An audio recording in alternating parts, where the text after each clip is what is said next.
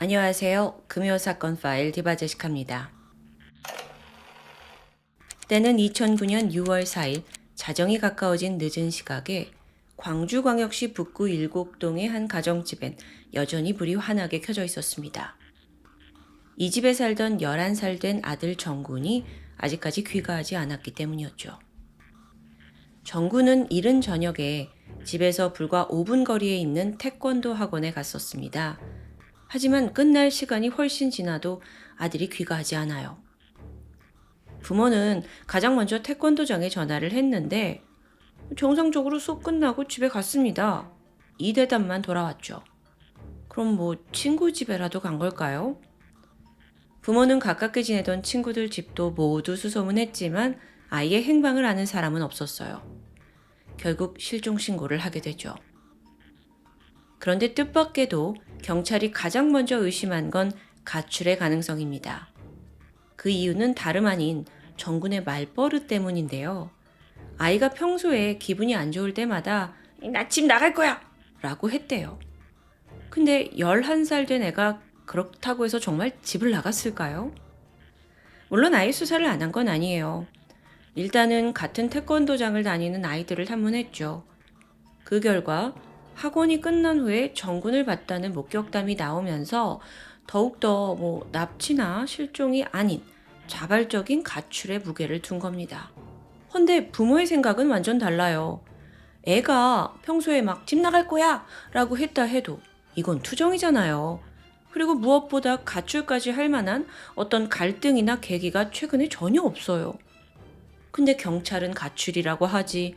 답답해진 부모는 결국 사비로 4,000장의 실종 전단을 제작했고 주민들에게 직접 배포하면서 간절한 마음으로 아들을 찾아 헤맸습니다. 그렇게 며칠이 흐르고 나서 광주경찰서에 한 통의 제보가 들어왔죠. 수학이 넘어 여성 A씨. 그녀는 최근에 정군의 부모가 배포한 실종 전단을 받았다고 말합니다. 그리고 제보 통화에서 아주 의미심장한 말을 했어요. 사실은요, 제 애인이 수상해요. 자, 그녀의 증언을 좀 들어볼까요? 정군이 실종된 6월 4일 밤 11시 30분쯤입니다. 그녀는 광주에 있는 한 술집에서 지인들과 모임을 갖고 있었어요. 그리고 여기에 A씨의 애인 48살 이기훈도 함께 오게 되죠. 그렇게 한참 술자리를 즐기고 있을 즈음 애인 E씨가 대뜸 이상한 말을 합니다. 내가 있잖아. 오늘 사고가 좀 있었는데 초등학생을 차로 치여서 죽였어. 이 말에 애인 A씨는 어이가 없었어요. 술자리에서 갑자기 무슨 소리예요. 그리고 남친이 너무 취해서 헛소리를 하는구나 싶었죠. 그런데 얼마 후 우연히 초등학생 실종 전단을 받아봤는데 뭐라? 같은 날이네? 그래서 이 A씨가 혹시나 하는 마음에 제보를 하게 된 겁니다. 6월 10일 새벽 4시 제보를 접수한 경찰이 즉각 이기훈을 찾아갑니다. 당시 그는 자택에서 자고 있었는데 그를 즉각 임의 동행해서 조사를 시작했죠. 이기훈은 말도 안 된다 라면서 범행을 부인해요. 자기가 술김에 허풍을 좀 떤 거래요. 근데 정말 그럴까요? 조사가 계속되면 될수록 강도가 높아질수록 이기훈의 자신만만한 태도는 수그러들었습니다. 그리고 점점 안색이 바뀌더니 마침내 고개를 푹 숙이고 자백을 시작했죠. 사고가 있던 날 저녁 8시 반, 이기훈은 자신의 승합차를 몰고 광주 일곡동의 한 아파트 단지 앞을 지나고 있었습니다. 여긴 상가가 밀집해서 평소 보행자가 많은 곳이에요. 근데 뭐가 그리 급했는지 신호를 무시하고 험하게 운전을 한 겁니다. 그러다 마침 이때 태권도장을 끝내고 횡단보도를 건너던 정군을 차로 들이받게 된 거죠. 이기훈에 따르면 사고 당시 이미 아이의 상태는 심각했어요. 눈으로 봤을 때요. 근데 주변을 보니까 아무도 없네? 목격자가 없는 것 같아요. 그래서 황급히 아이를 차에 실었는데 이미 아이가 너무 크게 다쳐서 살아날 가능성이 없다고 혼자 판단하게 되죠. 물론 그래도 아이를 병원에 데려가는 게 당연하잖아요. 하지만 이기훈은 겁이 났습니다. 그는 인테리어 업자예요. 그래서 운전이 필수거든요. 왜냐하면 보통 자기 승합차에다가 다 장비를 싣고 다니면서 일을 했으니까요. 근데 내가 사람을 치웠다? 이러면 운전을 못해서 내 밥줄이 끊길 텐데. 결국 그는 병원 대신 이 아이를 유기하기로 마음먹습니다. 자, 이게 이기훈의 진술인데 여기까지 들은 경찰이 일단 이기훈을 특정범죄 가중처벌법상 도주 혐의로 구속합니다. 그러니까 쉽게 말해 뺑소니 혐의죠. 그리고 나서 정군을 유기한 장소를 찾아 나섰는데요. 전남 단양군의 한 야산 깊은 계곡이었어요. 이틀간 경찰 200명이 동원돼서 결국 6월 11일 낮 1시 반 계곡 밑에서 정군의 시신을 수습합니다. 그런데요, 이렇게 끝날 줄만 알았던 사건이 이제부터 엄청난 반전을 맞이하기 시작합니다.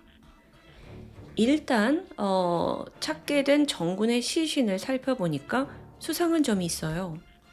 육안으로 봤을 땐 피부가 찢기고 또 구멍이 나 있는 창상까지 발견된 거죠. 처음에는 뺑소니 사고가 난 과정에서 생긴 줄 알았는데 좀 이상합니다. 왜냐면 이 정작 사고를 낸 이기훈의 차량은요, 비교적 멀쩡해요. 그의 자백대로 아이를 치자마자 애가 곧 죽을 것 같았다, 이걸 예견할 정도였다면 충격이 꽤 컸다는 거 아니에요. 근데 차는 특별히 부러지거나 훼손된 부분이 없고요. 그래서 경찰이 수상함을 느끼고 이기훈의 차를 수색하게 되는데 오히려 그 차의 조수석 부근에서 흩뿌려진 형태의 혈흔이 나와요. 왜 이런 형태의 핏자국이 조수석에 남았을까요? 의문을 품은 경찰은 사건의 진상을 좀 더 파헤치기 시작합니다. 그리고 사고 당시 정말 목격자가 없었는지 이 상가 일대를 다시 한번 탐문하게 돼요.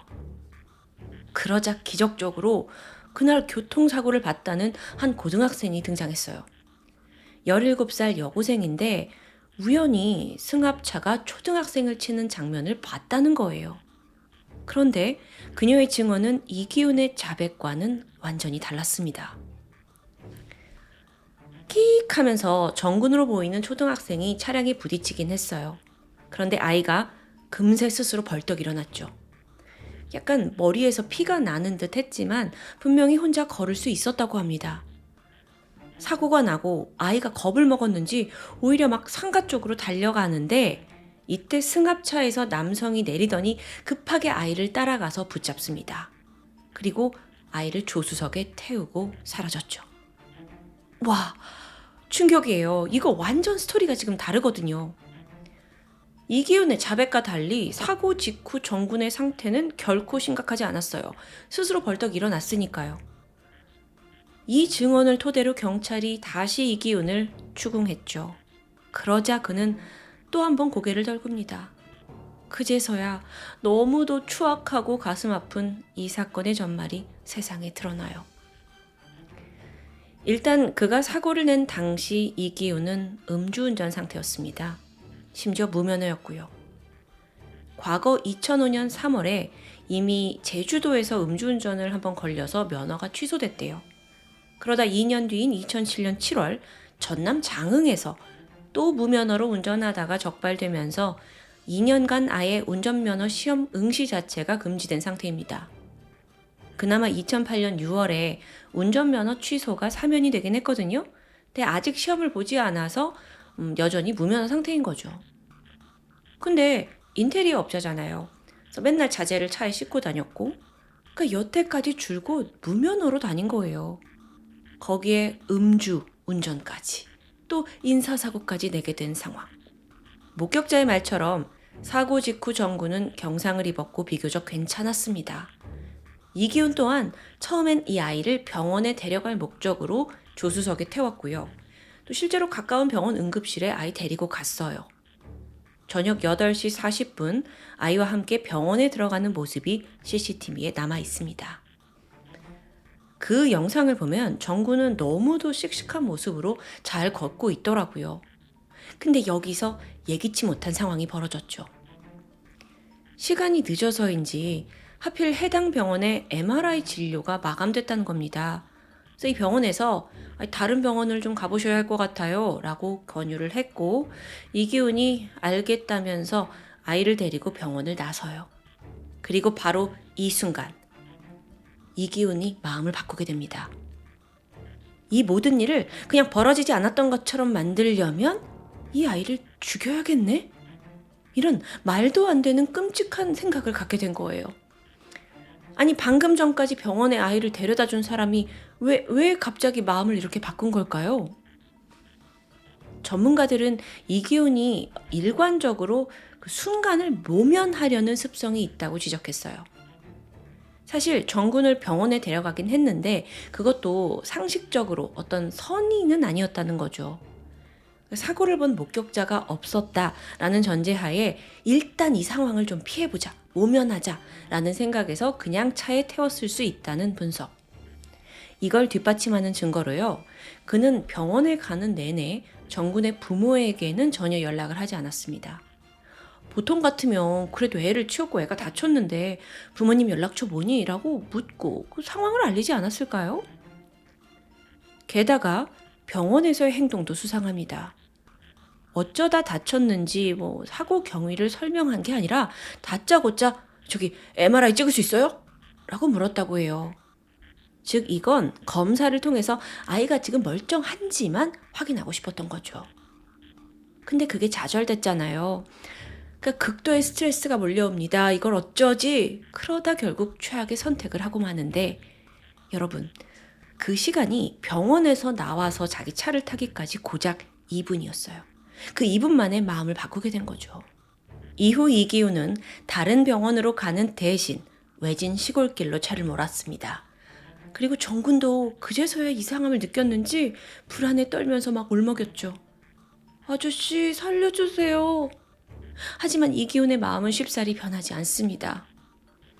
그는 사고 지점에서 11km 정도 떨어진 담양군 고서면의 한 저수지로 이동했는데, 여긴 평소 이기훈이 낚시를 하러 종종 찾던 장소였습니다. 차를 세웠고 그가 뒤에서 무언가를 꺼내 드는데, 세상에나 사냥용 공기총이에요. 공기총. 갑자기 공기총이 어떻게 차에서 나와요? 이기훈은 지난 2007년 4월 수렵 목적으로 공기총 소지를 허가받았습니다. 근데 그날 마침 차에 그 총이 있었던 거죠. 그걸 꺼낸 이기훈은 그 자리에서 조수석에 앉은 아이를 향해 6발을 거침없이 발사했어요. 이건 국가수 부검 결과와도 일치하거든요. 아이는 머리와 가슴, 옆구리에 공기총을 맞았고요. 직접적인 사인 역시 총상입니다. 아이의 몸 안에서는 깊게 박힌 총알이 발견되었죠. 그리고 잠시 후 이기훈은 숨진 정군을 다시 차량에 태우고 20km 정도 떨어진 담양군 만월리 계곡으로 이동했습니다.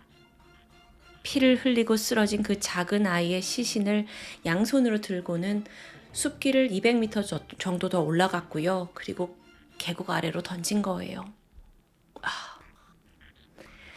이 자백을 하는 내내 이기훈은 저의 그 음주운전 또 무면허 이게 다 알려질까 제가 너무 두려워서 그랬어요. 이 말만 반복합니다. 아니, 살인보다 면허를 빼앗기는 게 지금 더 두려웠다는 거예요? 근데 또 아이러니하게도 그의 집에는요, 교통사고 피해자로 누워있는 아내가 있었더라고요. 그러니까 이기훈이 자기가 가족을 다 부양하면서 생계를 유지해야 하니 운전이 꼭 필요했다는 겁니다. 그래서 살인을 선택하셨어요? 근데 여러분, 가만히 생각해 보세요. 이거 앞뒤가 전혀 맞지 않아요. 이 사건의 결정적인 제보자가 누굽니까? 이기훈의 애인 A씨였습니다. 즉 그는 아픈 아내를 두고 내연녀와 바람을 피우고 있던 거죠. 이기훈의 변호사 측은 뭐라고 하냐면, 평소 이 사람이 알코올 의존 증세를 보였고 또 술을 마시면 폭력성이 과도해진다. 즉 무면허 또 음주운전의 사고가 났으니 극도의 스트레스를 받아서 최악의 판단을 한 거다 라고 설명합니다. 이걸 받아들일 수 있을까요? 저는 정말 너무 하찮은 변명으로만 들리거든요. 멀쩡히 살아있는 아이였습니다. 그것도 살려달라고 애원하는 애를 공기총으로 쏴 죽이고, 또 시신을 유기하고, 그리고 나서 단 3시간 만에 내연녀 만나서 술자리에 합석한 거예요. 한편 사건이 알려지고 경찰의 초동 수사에 대해서도 비판이 일었습니다. 처음 실종 신고가 접수되었을 때 단순히 가출로 오인했다라는 점이 문제였어요. 우선 잘 생각해보면 학원 끝나고 분명 아이를 봤다는 친구들이 있었잖아요. 증언이요. 근데 사실 이건 착각이었다고 해요. 아무래도 어린 친구들이라서 봤다고 오인을 한 것 같은데요. 근데 경찰이 그걸 그대로 믿어버렸다. 아이들의 말 그대로. 이게 치명적인 실수라고 지적된 거죠. 여러분, 이 사건 만약 내연녀의 제보가 없었더라면 정구는 어쩌면 지금까지도 행방불명 상태였을지 모릅니다. 재판이 시작되었고 검찰은 그에게 사형받아 마땅하다고 구형합니다. 하지만 2009년 8월에 열린 재판에서 이기훈은 살인 및 사체 유기 혐의로 무기징역이 선고되고 이는 그대로 확정되면서 그는 현재까지 복역 중입니다. 재판부가 말하길 피고는 범행 후 초동 수사까지 거짓말과 변명으로 일관하고 있다. 진정으로 반성하는지 의문스럽다. 살려달라고 애원하는 어린이를 때리고 공기총으로 쏴 살해하는 범행 수법도 잔혹하게 이를 데 없다라고 밝혔습니다. 그의 죄를 명백히 지금 말하고 있는 거죠. 하지만 뒤늦게 반성하는 점 등을 첨삭했다라고 하는데 여기엔 사실 그가 반성문을 제출한 점이 고려됐다고 해요. 글쎄요, 고작 반성문 몇 장 썼다고 얼마나 대단한 참회를 하는지 저는 잘 모르겠습니다. 지적할 문제는 또 남아 있습니다. 일각에서는 어떻게 음주운전과 전과가 있는 사람이 총기 소지 허가를 받았는지도 의아해했어요. 현행법에서는 상해, 폭행, 아동 청소년 성폭력 범죄 등을 저지른 사람은 수련 및 사격용 총포를 소지할 수 없습니다.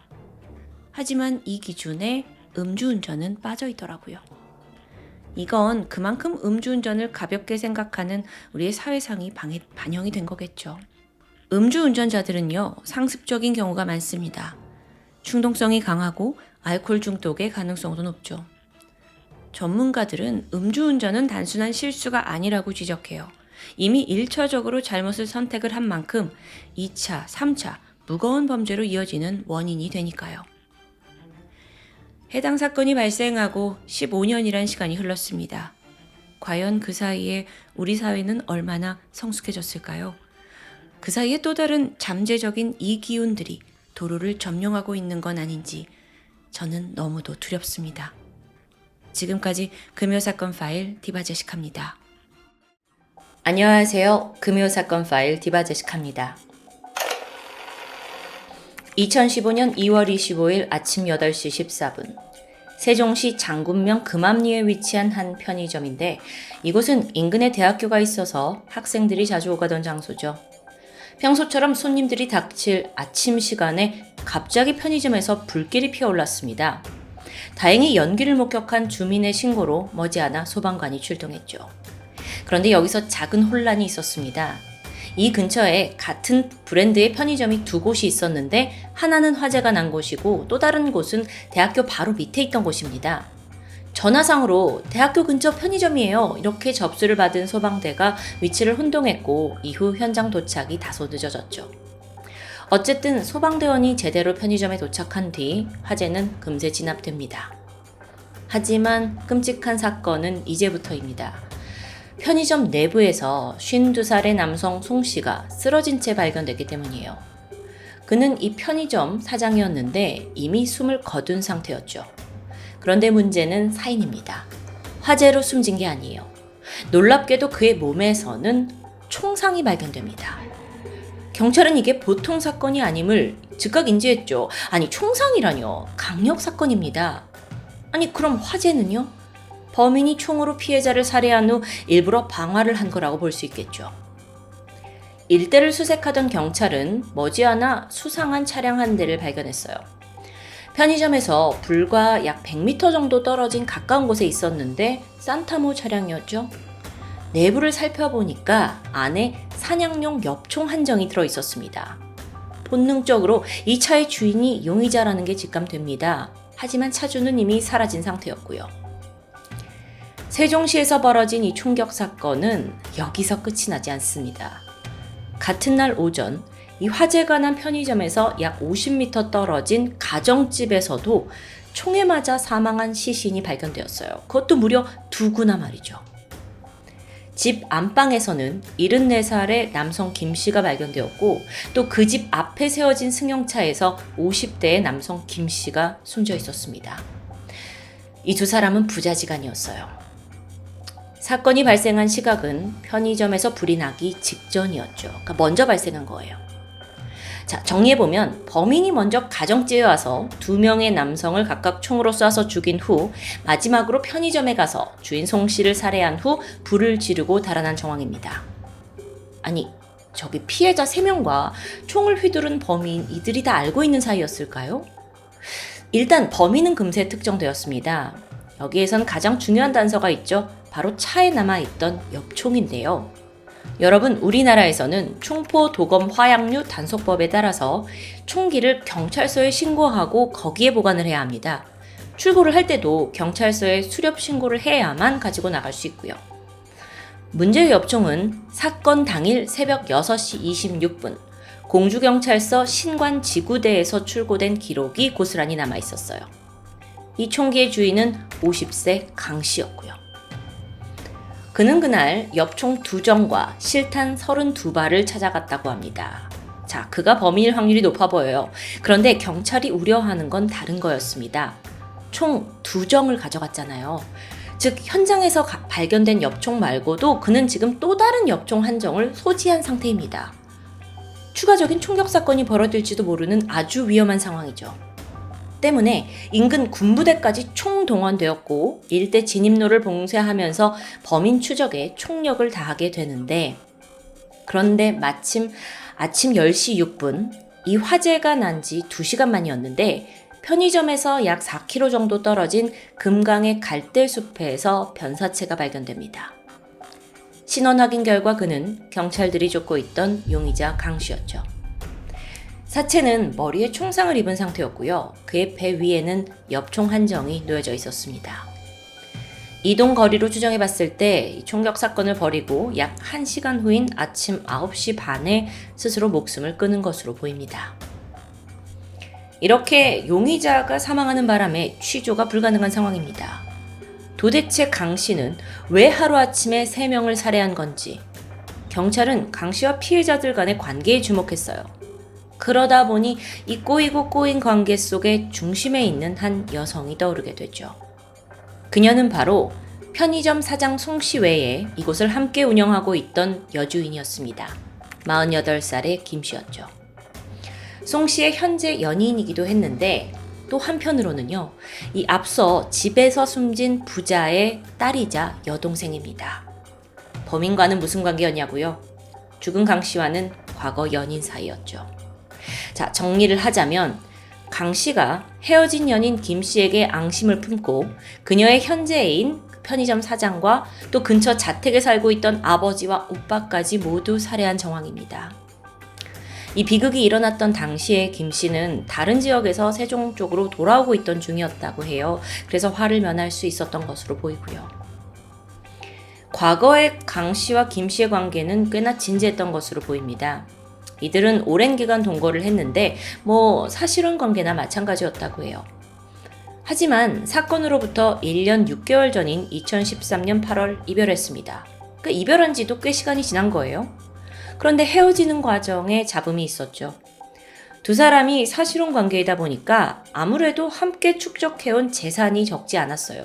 그래서 이걸 내 거니 네 거니 하면서 분할 문제를 두고 갈등이 생겼는데요. 특히 그 중 하나가 편의점이었습니다. 이 편의점은 김 씨, 그러니까 여성 김 씨 아버지 명의로 되어 있어요. 근데 연인이던 시절 강 씨 또한 이 편의점에 상당한 금액을 투자했다고 해요. 그렇다 보니 이별하고 나서 강 씨는 자신의 소유권을 주장했고요. 이때 김 씨의 아버지는 위자료 명목으로 3천만 원을 제시했는데 강 씨가 여기에 만족하지 않았어요. 그러면서 아예 이 편의점에서 나오는 수익을 자신과 나누게 해달라라고 요구했죠. 받아들여지지 않았고요. 사실상 김 씨 가족 입장에서는 이렇게 되면 앞으로도 계속 금전적인 관계가 유지되니까 결국 원하는 방향이 아니었을 겁니다. 그렇게 한참 분쟁이 벌어지던 사이 김 씨는 새로운 남자친구를 만났고 두 사람은 함께 편의점을 운영하기 시작했어요. 뿐만 아니라 그녀의 친오빠 역시도 편의점을 공동 운영했고요. 그런데 이걸 알게 된 강 씨가 분노에 치밀게 됩니다. 자기들끼리 게다 새로운 남자까지 끌어들여서 다 해먹으려고 해? 이렇게 강한 앙심을 품게 된 거죠.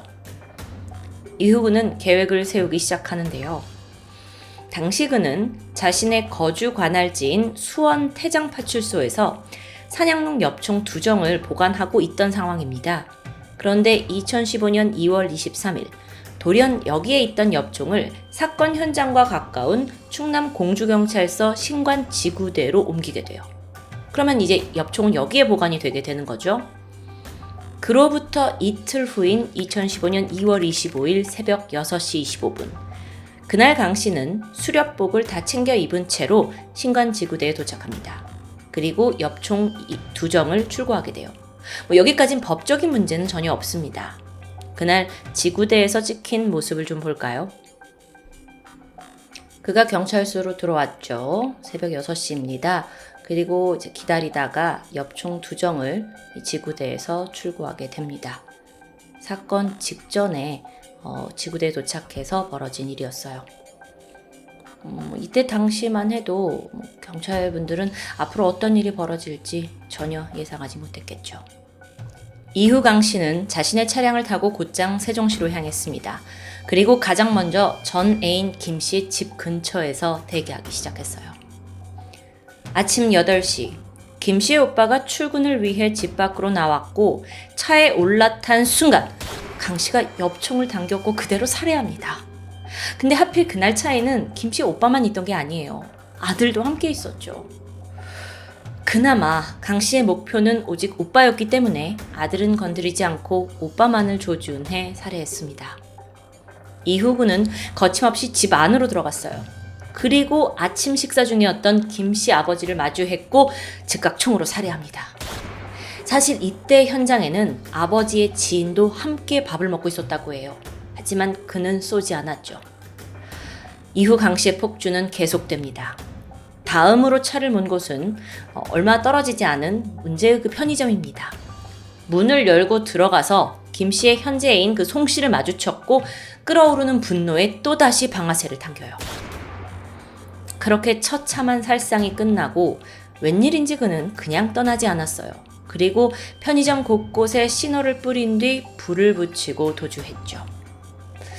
금전적인 논쟁의 중심에 있던 편의점이었기 때문에 다 파괴해버리고 싶었던 건지 혹은 송 씨의 시신을 훼손하고 싶었던 건진 정확히 알 수 없는데 사실 생각해보면 이미 아버지를 살해할 때 현장을 목격한 성인이 있었잖아요. 그래서 자신의 범행 흔적을 지우고 도주하기란 건 쉽지 않다는 걸 이미 직감했을지도 모릅니다. 그리고 약 1시간 후 그는 인근에 있는 금강 근처에서 스스로 목숨을 끊으면서 막을 내리게 되죠.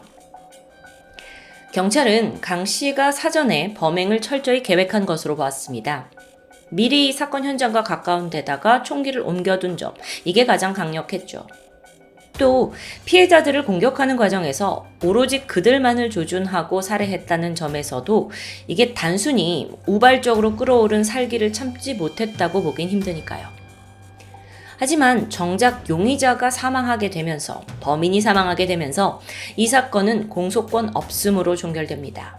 죽은 피해자들의 유가족이자 또 연인이었던 김 씨에게는 정말 하루아침에 모든 것을 잃게 된 절망적인 날이었겠죠. 여러분, 총기 소지가 불법인 우리나라에서 그것도 편의점이라는 이 익숙한 장소에서 벌어진 총기 사건. 당시 뉴스를 접한 사람들의 충격도 이루 말할 수 없었습니다. 여담으로 이날은 인근에 있는 고려대 세종 캠퍼스 신입생 OT 일정이 잡혀 있었거든요. 또 인근 중학교도 등교일이었고요. 하지만 이 두 학교 모두 서둘러 일정을 취소했죠. 그 외에서도 지역사회 전체에 큰 충격을 주었는데 총기 사고였으니까 당연했겠죠.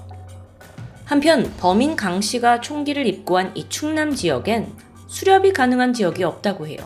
근데 조금 따져보면 그가 갑자기 수원에서 이 충남 쪽으로 총기를 이동했을 때 범행은 어쩌면 이미 계획되고 있었다고 볼 수 있습니다. 근데 누구도 그걸 쉽게 알아차리지 못했죠. 왜냐하면 법적으로 총기는 주거지나 수렵지역과 관계없이 전국의 경찰서 어디에서나 보관할 수 있기 때문입니다. 당당하게 지구대에서 총을 가지고 나갔다는 점이 이 사건이 더 소름 돋게 느껴지는 이유이기도 한데요. 근데 여러분, 참 우리에게 유난히도 익숙하지 않은 총기 사건이란 주제가 여기서 끝인 줄 알았겠지만 심지어 이틀 후에 또 발생합니다. 이번엔 화성시였는데 아주 비슷한 총기 난사 사건이 발생했던 거예요. 2015년 2월 27일 아침 9시 반 화성시 남양읍 남양리의 단독주택에서 총성이 울려 퍼졌습니다. 범인은 75살의 전 씨였는데 자신의 형 집에 침입을 해서 사냥용 공기총으로 형과 형수를 살해했어요. 게다가 신고를 받고 출동한 지구대 경찰관까지 총 3명을 살해합니다. 이후 자신의 총기로 스스로 목숨을 끊었고요. 범행 동기는 가정 불화였는데 범인은 사건 직전 파출소에서 총기를 가져왔다라는 점이 앞서 편의점 사건과 너무 유사하죠. 정말 단기간에 벌어진 2건의 총격 사건.